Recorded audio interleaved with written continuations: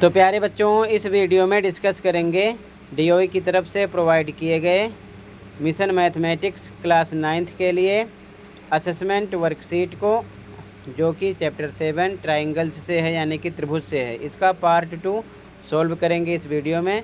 Part 1 upload है, अगर आपने नहीं देखा तो कमेंट में प्लेलिस्ट की लिंक मिलेगी, देख सकते हो। सीधा क्वेश्चन पे आ जाओ। Question number 1 and 2 are multiple choice questions. प्रश्न संख्या 1 एवं 2 बहुविकल्पीय प्रश्न है, यानी कि 4 ऑप्शन है, कोई एक राइट है। तो देखो ध्यान से क्वेश्चन नंबर 1 को। क्वेश्चन नंबर 1 है, in an isosceles triangle A B C two equal sides are A B and B C. If angle A equal to 60 degree then value of angle C is. Hindi में एक समबाहु नहीं, समद्विबाहु कर लो क्योंकि isosceles है, ठीक है ना। एक समद्विबाहु त्रिभुज ए बी सी में दो बराबर भुजाएं ए बी और बी सी हैं। यदि एंगल ए बराबर 60 डिग्री है तो एंगल सी का मान ज्ञात कीजिए, यानी क्या होगा। तो सबसे पहले बना लेते हैं एक ट्रायंगल, यानी कि त्रिभुज ए बी एंड सी।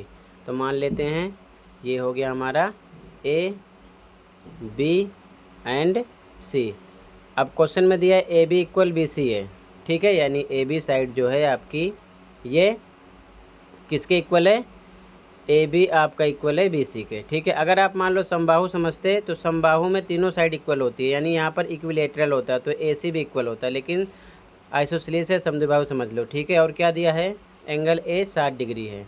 तो ध्यान से देखो, एंगल सी निकालना है, एंगल सी भी आपका 60 हो जाएगा। तो लिखेंगे एंगल सी बराबर 60 डिग्री। क्योंकि बराबर भुजाओं के सम्मुख कोण बराबर होते हैं। अगर मान लो आप समबाहु त्रिभुज समझते तो आइसोसेलेस की जगह इक्विलेटरल होना था।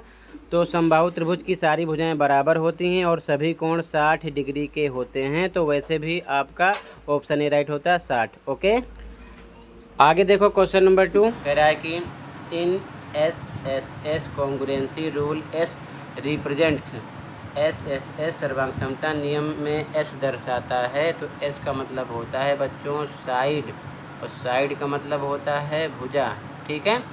तो यहाँ पर आपका बी ऑप्शन राइट होगा, ठीक है, बी ऑप्शन। आगे देखो अगला क्वेश्चन 3,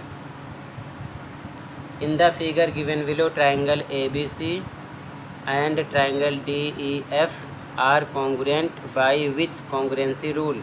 नीचे दी गई आकृतियों में त्रिभुज ए बी सी और त्रिभुज डी ई एफ किस सर्वांग समता नियम से सर्वांग सम है। तो ध्यान से देखो इसका सॉल्यूशन। आंसर 3, ये ट्राइंगल है, मैंने समझने के लिए बगल में बना दिया, ध्यान से देखो। हिंदी में लिखो त्रिभुज ए बी सी और त्रिभुज डी ई एफ में, इंग्लिश में in triangle A B C and D E F. ध्यान से देखो, ये side B C single symbol के साथ ये इसके इक्वल दिखाया गया है, मतलब कि बी सी बराबर है ई एफ के। यहाँ पर लिखा गया बी सी बराबर ई एफ, हिंदी में दिया है, इंग्लिश में गिवन। इसी प्रकार ये साइड देखो, ये डबल सिंबल के साथ है, इसको इसके इक्वल दिखाया गया है, मतलब ए बी बराबर डी ई के। यहाँ पर लिखा गया ए बी बराबर डी ई, हिंदी में लिखो दिया है, इंग्लिश में गिवन। ये एंगल इसके इक्वल दिखाया गया डबल सिंबल के साथ में, एंगल बी बराबर एंगल ई के। यहाँ पर लिखा गया, हिंदी में लिखो दिया, इंग्लिश में गिवन, ठीक है। इसलिए ट्रायंगल ए बी सी ये पूरा कॉन्ग्रुएंट यानी कि सर्वांग सम होगा ट्रायंगल डी ई एफ के। क्यों, ध्यान से देखो, ये साइड इक्वल हो रही है, ये एंगल इक्वल हो रहा है, ये साइड, तो side angle side, side angle side rule से, ठीक है ना। इसका मतलब हिंदी में लिख लो एस ए एस, यानी कि भुजा कोण भुजा सर्वांग समता नियम से, इंग्लिश में by S A S congruency rule, ठीक है। तो ये पूछ रहा था किस रूल से सर्वांग सम है, तो ये आपका आंसर हो जाएगा कंप्लीट, ऐसे ही लिख लो, ठीक है। अगला क्वेश्चन देखो ध्यान से, कहीं पर कोई डाउट होगा तो बता देना। अगला क्वेश्चन नंबर 4, मिलान कीजिए, match the following. S A S, इसका मतलब साइड एंगल साइड, मतलब भुजा कोण भुजा। ध्यान से पहचानो भुजा कोण भुजा कहाँ पर है, ठीक है। तो यहाँ पर आप देख सकते हो, ध्यान से देखो। तो पहले साइड एंगल साइड, ये देखो साइड है, फिर एंगल है, फिर साइड है, मतलब साइड एंगल साइड, ये दोनों के आपस में सर्वांग सम है। तो इसकी मैचिंग आपको इससे करना है, ठीक है। अगला आर एच एस रूल से, मतलब राइट एंगल होना चाहिए एक समकोण और एक कर्ण सेम होना चाहिए, हाइपोटेन्यूस। एस का मतलब साइड सेम होनी चाहिए। तो ये कंडीशन है यहाँ पर, ठीक है, इसकी मैचिंग इससे करना है। दोनों में एक राइट एंगल है, समकोण है, एक साइड इक्वल हो रही है, फिर से एक कर्ड इक्वल हो रहा है, ये कर्ड है। ठीक है, तो इसकी मैचिंग आप फर्स्ट ऑप्शन से करोगे। अगला एंगल साइड एंगल, मतलब कि पहले एंगल फिर साइड फिर एंगल दिए हैं। ठीक है, एंगल है फिर साइड आई बीच में, फिर एंगल है, एंगल साइड एंगल, इस रूल से दोनों आपस में क्या है, सर्वांग हैं। ठीक है, ध्यान रखना, यानी कि कोण भुजा कोण, समकोण कर्ण भुजा, और इसका मतलब भुजा कोण भुजा। ठीक है, ऐसे मैचिंग कर लो, ये आंसर नंबर 4 हो जाएगा। अगला देखो ध्यान से, question number 5।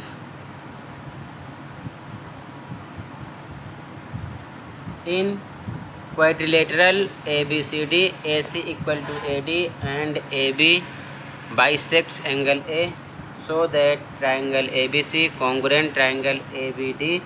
What can you say about BC and BD? चतुर्भुज ABCD में AC बराबर AD है और AB एंगल A को समद्विभाजित करता है। दर्शाइए कि त्रिभुज ABC सर्वांगसम है त्रिभुज ABD के। आप BC और BD के बारे में क्या कह सकते हैं? BD और BC के बारे में, इसके बारे में लास्ट में हमको बताना है। सॉल्यूशन देखो ध्यान से, लास्ट क्वेश्चन है, इम्पोर्टेंट क्वेश्चन है, ध्यान से देखो। और डायग्राम इधर बना दिया है समझने के लिए। हिंदी में लिखो, त्रिभुज ABC और त्रिभुज ABD में। ठीक है, इंग्लिश में in triangle ABC and triangle ABD। ध्यान से देखो, ये साइड इसके इक्वल दिखाई गई है, मतलब ये AC और ये क्या है, AD। तो लिखेंगे AC बराबर AD, हिंदी में दिया है, इंग्लिश में गिवन। ठीक है, फिर से ध्यान से देखो, ये जो ट्रायंगल 1 मान लो, ये ट्रायंगल 2 है, दोनों में AB साइड क्या है, कॉमन है, यानी उभयनिष्ठ है।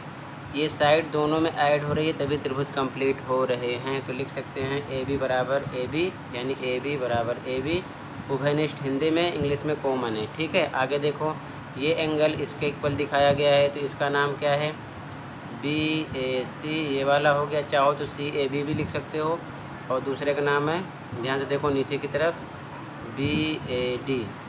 ठीक है, तो यहाँ लिखेंगे एंगल BAC ऊपर वाला, BAC बराबर होगा एंगल BAD नीचे वाले के। हिंदी में लिखो दिया है, इंग्लिश में गिवन। ठीक है, इसलिए ट्रायंगल ABC कॉन्ग्रुएंट यानी सर्वांगसम होगा ट्रायंगल ABD के। किस रूल से, साइड एंगल साइड। कैसे, देखो ध्यान से, ये साइड कॉमन है तो दोनों में इक्वल हुई, ये साइड भी इक्वल हुई है, बीच में एंगल आ रहा है, तो साइड एंगल साइड रूल से। ठीक है, और लास्ट में कह रहा है कि BC और BD के बारे में क्या कहोगे, तो हम यही लिख सकते हैं, अतः हिंदी में इंग्लिश में BC इक्वल टू BD होगा। क्यों, CPCT रूल से। ठीक है, तो ये आपका आंसर नंबर 5 हो जाएगा। कंडीशन ज़रूर लिख दिया करो साइड में कि किस कारण, किस रीज़न से आपने उसको किसके इक्वल किया। ठीक है, तो ये चीज़ ध्यान में रखो। बाकी ऊपर नीचे भी आप कुछ भी दिखा सकते हो इन तीनों में से, ज़रूरी नहीं कि आप लाइन से लिखो। ठीक है, बाकी लास्ट में ये होना चाहिए। ठीक है, जो हमारा प्रूफ हो गया। तो आज की वीडियो में इतना था, इसी के साथ ये वर्कशीट कंप्लीट है। कहीं पर कोई डाउट है तो कमेंट कर सकते हो, वीडियो अच्छी लगे तो लाइक कर सकते हो, चैनल पर नए सब्सक्राइब कर सकते हो। मिलते हैं अगली वीडियो में। Thank you for watching this video and take care.